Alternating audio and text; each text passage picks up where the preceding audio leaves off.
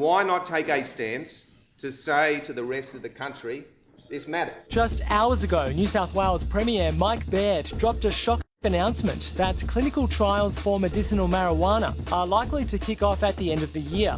New South Wales Police have just been formally instructed not to charge the terminally ill for using medical cannabis.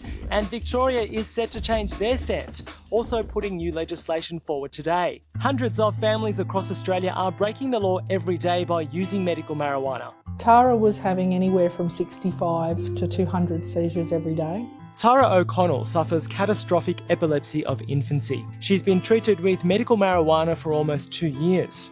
The very first day that Tara took this, she went down to about 10 seizures. 10 days after she started it, she stopped having seizures.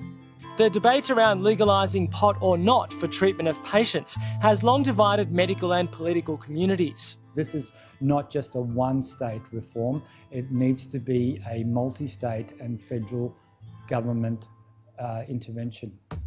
Medicinal cannabis use was lawful in Australia until the 1950s. This week, WA Health Minister showed his support for national trials. Queensland Libs are working on a bill to persuade their federal powers to push forward on this. New South Wales is considering a bill to legalise small amounts of pot for the terminally ill. And the ACT, Tassie and Northern Territory are also considering medical trials. But South Australia isn't showing support.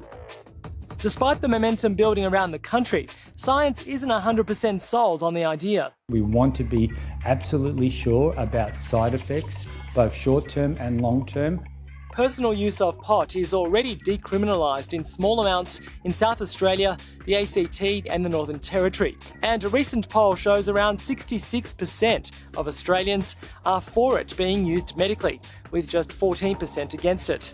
This online petition set up by an Aussie mum whose son suffers from terminal cancer has more than 195,000 signatures. Marijuana is already okayed as treatment in parts of Europe, South America and the US. The Medical Journal of Australia recently published findings on results of controlled trials overseas. 82 were favourable and 9 unfavourable. Drug law reform advocates say that we can't ignore the signs any longer, and this new legislation is a much-needed step in the right direction. There is very strong support for it. So yes, I think this is going to become an issue that has to be attended to nationally. Anybody who looks at the evidence would have to be struck by the fact that this is an effective treatment and a safe treatment.